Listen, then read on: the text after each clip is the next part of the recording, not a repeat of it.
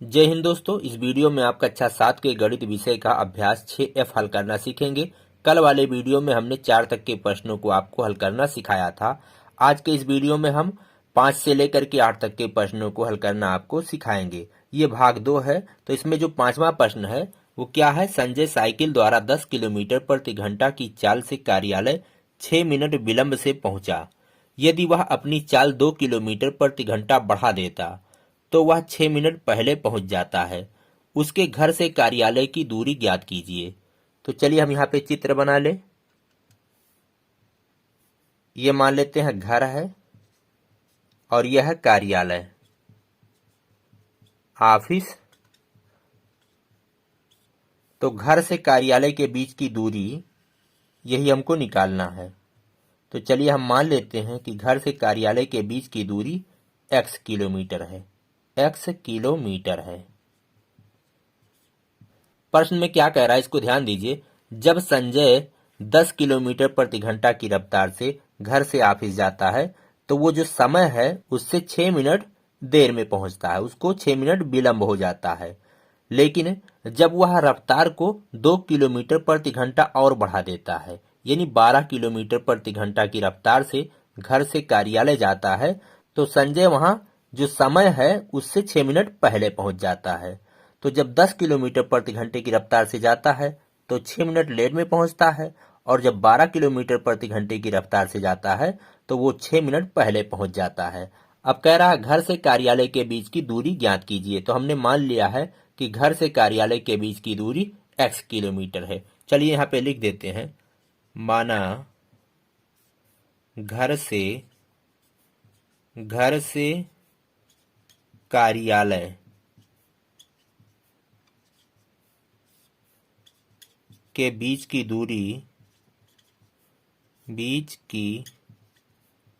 दूरी बराबर x kilometre. अब आइए हम आगे प्रश्न को हल करते हैं। संजय जब 10 किलोमीटर प्रति घंटे की रफ्तार से कार्यालय जाता है तो उसे कितना समय लगता है? तो 10 किलोमीटर प्रति घंटा की चाल से कार्यालय पहुंचने में लगा समय, कार्यालय पहुंचने में लगा समय वो बराबर है, समय निकालने के लिए दूरी को चाल से भाग किया जाता है। तो दूरी हमने मान लिया है x किलोमीटर और चाल कितना है? 10 किलोमीटर प्रति घंटा। तो x बटे 10 इतना घंटा। अब उसके बाद जब उसकी रफ्तार बढ़ जाती है, 2 किलोमीटर प्रति घंटा उसकी रफ्तार बढ़ जाती है, तो रफ्तार कितनी हो जाती है? 12 किलोमीटर प्रति घंटा। 12 किलोमीटर प्रति घंटा की चाल से कार्यालय पहुंचने में लगा समय बराबर क्या होगा? दूरी बटे चाल। तो x बटे चाल कितना है? चाल है 12, इतना घंटा। अब एक चीज यहाँ पे आप देखिए कि इसमें समय का जो अंतर है वो कितना है। जब वो 10 किलोमीटर प्रति घंटे की रफ्तार से जाता है तो समय से 6 मिनट लेट पहुंचता है, और जब 12 किलोमीटर प्रति घंटे की रफ्तार से जाता है तो वह समय से 6 मिनट पहले पहुंच जाता है। तो दोनों में जो अंतर है, समय का अंतर है, वो 12 मिनट है। तो उस समय के अंतर से हम यहाँ ये दूरी निकालेंगे। इसके बीच की दूरी हमने मान लिया है x है, x का हमें मान निकालना है, ये ध्यान रखना। अब देखिए यहाँ पे लिखते हैं समयांतर। तो समयांतर बराबर कितना है? 12 मिनट। 12 मिनट। अभी इसको हम घंटा में बदल लेंगे क्योंकि यहाँ जितने भी समय निकाले गए हैं सब घंटा में है, और समय का अंतर हम यहाँ से निकालेंगे। तो समयांतर जो होगा x बटे 10 माइनस x बटे 12। जब 10 किलोमीटर प्रति घंटे की रफ्तार से गया तब उसको कितना समय लगा? x बटे 10 घंटा। और जब 12 किलोमीटर प्रति घंटे की रफ्तार से गया है तो उस समय कितना लगा है, x/12 घंटा। अब x/10 में से x/12 जब घटा देंगे तो समय अंतर हमें पता चल जाएगा। तो ये 12 और बटे यहाँ 60 कर दें। मिनट को घंटा में बदलने के लिए 60 से भाग किया जाता है। अब ये हो गया घंटा। अब यहाँ पे चलिए हम हल कर लेते हैं। यहाँ 10 और 12 का लासा लेंगे तो लासा आएगा, 10 और 12 का लासा होगा 60, और यहाँ 10 से इसमें भाग करेंगे 6 आएगा तो हो जाएगा 6x, माइनस 12 से इसमें भाग करेंगे 5 आएगा तो हो जाएगा 5x बराबर 12/60। चलिए यहाँ पे हम लाइन खींच दें। अब ये देखिए नीचे काट सकते हैं, 60 और 60 कट गया तो क्या बचा, 6x में से 5x गया तो कितना आया, 1x। तो x बराबर 12, और x क्या था, घर से कार्यालय के बीच की दूरी हमने माना था। तो घर से कार्यालय के बीच की दूरी कितनी आई, 12 किलोमीटर। ये आपका उत्तर है। तो इसी तरह से दोस्तों आप ये 5वां प्रश्न हल कर सकते हैं। मुझे आशा है कि आपको ये प्रश्न समझ में आया होगा। अब आइए हम अगला प्रश्न हल करते हैं। 6वां प्रश्न है, हामिद के घर से डेविड का घर 19 किलोमीटर दूर है। हमने यहाँ पे चित्र बना दिया है। ये हामिद का घर है और ये डेविड का घर है। इन दोनों के बीच की दूरी 19 किलोमीटर है। कह रहा प्रातः 9 बजे से वे एक दूसरे के घर के लिए साइकिल द्वारा प्रस्थान करते हैं। हामिद अपने घर से चलता है डेविड के घर की तरफ, और डेविड चलता है हामिद के घर की तरफ। दोनों एक दूसरे के विपरीत दिशा में चल रहे हैं। डेविड इधर से आ रहा है और हामिद इधर से जा रहा है। अब देखिए क्या कह रहा है, यदि हामिद की चाल 9 किलोमीटर प्रति घंटा और डेविड की चाल 10 किलोमीटर प्रति घंटा हो तो वे दोनों हामिद के घर से कितनी दूरी पर तथा कब मिलेंगे।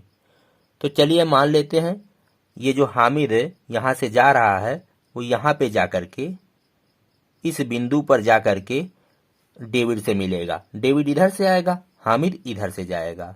तो मान लेते हैं जो हमें निकालना उसे क्या मानेंगे, हामिद के घर से कितनी दूरी पर मिलेगा, x किलोमीटर की दूरी पर मिलेगा।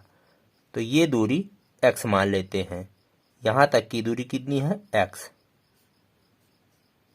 तो ये दूरी, ये पूरी दूरी कितनी हो जाएगी जो बाकी बची, ये दूरी हो जाएगी 19 minus x। 19 minus x, total दूरी ये 19 है, और इतनी दूरी अगर x किलोमीटर है, ये किलोमीटर है तो किलोमीटर में मानेंगे। चलिए इतना किलोमीटर, तो ये इतना किलोमीटर बचेगा। 19 में से आप x को निकाल देंगे, x को निकाल देंगे तो 19 माइनस x, इतना किलोमीटर बचा। और एक चीज और दिया गया है, हामिद की जो चाल है जब साइकिल से इधर चलता है तो हामिद की चाल है, इधर जब जाता है तो हामिद की चाल कितनी है, 9 किलोमीटर प्रति घंटा, 9 किलोमीटर प्रति आवर। और जब डेविड इधर से आता है तो उसकी चाल कितनी है, 10 किलोमीटर प्रति आवर, प्रति घंटा। अब हमें यहाँ पे x का मान निकालना है। x क्या है, हामिद के घर से वो दोनों कितनी दूरी पर मिलेंगे, वो दूरी है। और कब मिलेंगे वो तो समय हम बाद में निकाल लेंगे। तो ये दूरी हमें निकालनी है। तो ये दूरी हम कैसे निकालेंगे, देखिए ध्यान दीजिए। हामिद यहाँ से चला, यहाँ आया, और डेविड यहाँ से चला, यहाँ आया।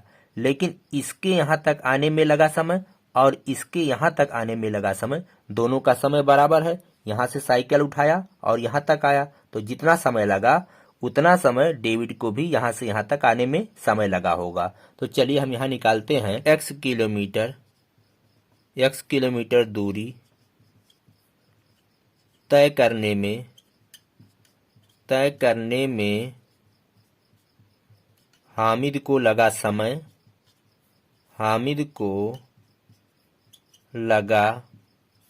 समय वो बराबर होगा दूरी बटे चाल। दूरी कितना है, x किलोमीटर, और चाल कितना है, 9 किलोमीटर प्रति घंटा।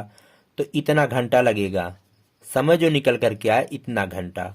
अब इसी प्रकार हम डेविड को यहां से यहां तक आने में कितना समय लगा है उसको निकालेंगे। तो ये दूरी है 19 माइनस x, इतना किलोमीटर दूरी तय करने में डेविड को लगा समय। डेविड को लगा समय वो बराबर होगा दूरी बटे चाल। दूरी कितना है 19 माइनस एक्स बटे चाल कितना है 10, तो इतना घंटा लगा। अब यहां ध्यान दीजिए कि दोनों का जो समय है वो बराबर है, चूंकि दोनों का लगा समय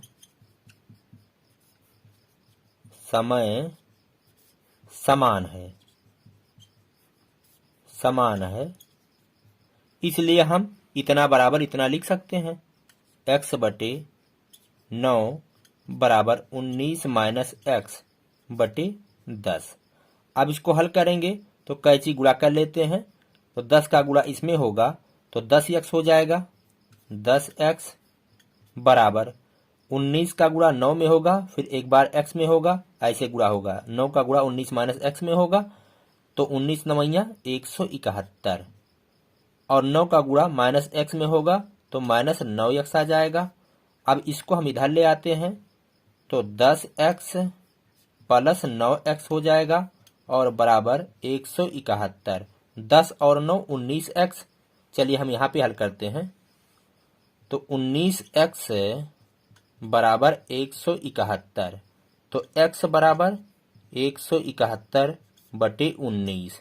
अब 171 को 19 से भाग करेंगे तो आएगा 9, और यक्स क्या है, हामिद के घर से उस बिंदु की दूरी है जिस पर दोनों मिलेंगे, तो 9 किलोमीटर की दूरी पर ये दोनों आपस में मिलेंगे, ये आएगा किलोमीटर। तो एक चीज निकल करके आ गया कि हामिद के घर से वे दोनों एक दूसरे को कितनी दूरी पर मिलेंगे, 9 किलोमीटर की दूरी पर मिलेंगे। अब पूछ रहा है तथा कब मिलेंगे, तो कब निकालने के लिए यानी हमें यहाँ समय निकालना है, तो समय कितना लगेगा, समय बराबर होता है दूरी बटे चाल। तो दूरी कितना है, यहां से यहां तक की दूरी है x, और x बराबर कितना है 9, तो दूरी बटे चाल। समय निकालने के लिए दूरी को चाल से भाग करना पड़ेगा, तो दूरी निकल करके आई है 9, और चाल कितना है, चाल भी 9 किलोमीटर प्रति घंटा है, तो 9 को 9 से भाग करेंगे आएगा 1 घंटा। यानी 1 घंटा बाद 9 किलोमीटर की दूरी पर वो एक दूसरे से मिलेंगे। अतः हम यहां लिख दें, अतः हामिद के घर से वे दोनों एक दूसरे को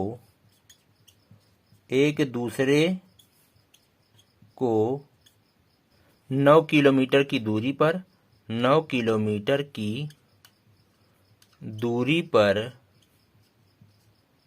कितने बजे मिलेंगे, वो 9 बजे चले थे तो 10 बजे मिलेंगे, 10 बजे मिलेंगे। तो ये आपका उत्तर है दोस्तों। मैं आशा करता हूं कि ये आपकी समझ में आ गया होगा। अब आइए हम अगले प्रश्न की तरफ बढ़ते हैं। 7वां प्रश्न है, सरकार द्वारा अनाथालय के बच्चों को पुष्टाहार देने के लिए 200 ग्राम दलिया प्रति बच्चे की दर से वितरित किया गया। यदि 20 किलोग्राम दलिया वितरित हुआ तो बच्चों की संख्या कितनी है। तो ये तो बहुत आसान प्रश्न है। कुल मिलाकर 20 किलोग्राम दलिया बांटा गया है, जिसमें से प्रत्येक बच्चे को 200 ग्राम दलिया दिया गया है, तो बच्चों की संख्या कितनी है। तो चलिए हम यहाँ पे लिखते हैं, कुल दलिया वितरित हुआ, कुल दलिया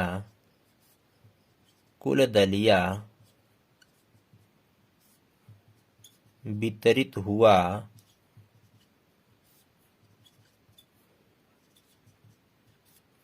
वो बराबर है 20 किलोग्राम, 20 किग्रा। यहां देखिए ये ग्राम में है और ये किलोग्राम में है, तो इसको हम ग्राम में बदल लेते हैं, तो 20 गुणे 1000। किलोग्राम को ग्राम में बदलने के लिए 1000 से गुणा करना पड़ता है। अब इतना ग्राम हो गया। अब आगे देखिए क्या कह रहा था यहाँ पे, पुष्टाहार देने के लिए 200 ग्राम दलिया प्रति बच्चे की दर से वितरित किया गया। तो एक बच्चे को दिया गया दलिया, एक बच्चे को दलिया दिया गया, दलिया दिया गया, वो बराबर है 200 ग्राम। अब अगर बच्चों की संख्या निकालनी तो कैसे निकालेंगे? बच्चों की संख्या निकालने के लिए कुल दलिया जो वितरित हुआ है उसमें आप एक बच्चे को जो दलिया दिया गया उससे भाग करेंगे। तो बच्चों की संख्या वो बराबर होगी 20 गुणे 1000 भागे 200। तो 2 जीरो और इधर 2 जीरो कट गए, 2 दहाइयम 20, क्या बचा 10 गुणे 10। तो 10 गुणे 10 बराबर 100। बच्चों की संख्या कितनी है? 100 है। तो ये बहुत ही आसान प्रश्न था। कुल बच्चों की संख्या निकल करके आई 100। अब आइए हम अगला प्रश्न हल करते हैं। 8वां प्रश्न है और इस अभ्यास का ये आखिरी प्रश्न है। 15 अगस्त के उपलक्ष्य में एक स्कूल के बच्चों में कुल x किलोग्राम सेब वितरित हुआ। सेब का मूल्य ₹, प्रति किलोग्राम था। फल व्यापारी ने राष्ट्रीय पर्व के सम्मान में ₹10 प्रति किलोग्राम मूल्य कम लिया। सेब का कुल मूल्य ₹2000 की भुगतान राशि को समीकरण द्वारा दर्शाइए। तो चलिए यहाँ पे हम लिखते हैं कुल सेब कितना वितरित हुआ है। कुल वितरित हुआ सेब बराबर x किग्रा। कुल कितना सेब बांटा गया है? x kilogram. और 1 किलोग्राम सेब का मूल्य कितना है? ₹। 1 किलोग्राम सेब का मूल्य वो बराबर है ₹। लेकिन इसमें छूट दिया गया है। देखिए, फल व्यापारी ने राष्ट्रीय पर्व के उपलक्ष्य में छूट दे दिया है ₹10 प्रति केजी दिया है छूट। तो 1 किलोग्राम सेब का मूल्य वो बराबर कितना होगा? वो होगा -10, इतना रुपया। छूट के बाद यहां पे लिख दें, छूट के बाद जब छूट उसने दे दिया तो 1 किलोग्राम सेब का मूल्य कितना पड़ेगा? ₹10। अब और पढ़िए, देखिए कह रहा सेब का कुल मूल्य ₹2000। तो सेब का कुल मूल्य कितना है? सेब का कुल मूल्य जो है वो है 2000 रुपया। हमें यहाँ हल नहीं करना, हमें यहाँ सिर्फ समीकरण बनाना है। तो कुल मूल्य 2000 रुपया है, ये तो दिया गया है और हम यहाँ से भी निकाल सकते हैं। देखिए, 1 किलोग्राम सेब का अगर मूल्य 50 रुपया हो और अगर हमने 20 किलोग्राम सेब खरीदा है तो कितना रुपया होगा? 50 का गुणा 20 में कर देंगे, 5 दूना 10 और ये दोनों जीरो, इकाई दहाई सैकड़ा हजार, 1000 रुपया। अगर 50 रुपये किलो सेब है और कुल कितना सेब खरीदा गया है? 20 किलोग्राम, तो कितना रुपया हो जाएगा? 1000 रुपया हो जाएगा। उसी प्रकार यहाँ भी निकाल सकते हैं, कुल x किलोग्राम सेब वितरित हुआ है, यही सेब खरीदा गया है और 1 किलोग्राम सेब का जो मूल्य है वो छूट के बाद कितना है? यह -10 है। तो कुल कितना मूल्य हो जाएगा? आप सेब की जो मात्रा है उससे x से गुणा करेंगे, किसका? 1 किलोग्राम मूल्य का, या -10 से। तो सेब का कुल मूल्य हम इतना भी लिख सकते हैं, बराबर की इधर 2000। तो यहाँ x गुणा का चिन्ह हटा दीजिए, जब ब्रैकेट लगा हुआ है तो उसका मतलब यहाँ गुणा का चिन्ह छिपा होता है, या -10 बराबर 2000। तो हम इस पूरे कथन को अगर समीकरण के रूप में लिखें तो इसी तरह से लिखेंगे। तो यही आपका उत्तर है। दोस्तों, मैं आशा करता हूं कि मेरा ये वीडियो आपके समझ में आया होगा, आपको पसंद आया होगा। आप हमारे इस वीडियो को लाइक करिए, शेयर करिए। हम मिलेंगे आपसे अगले वीडियो में। इसी के साथ कहते हैं जय हिंद, जय भारत।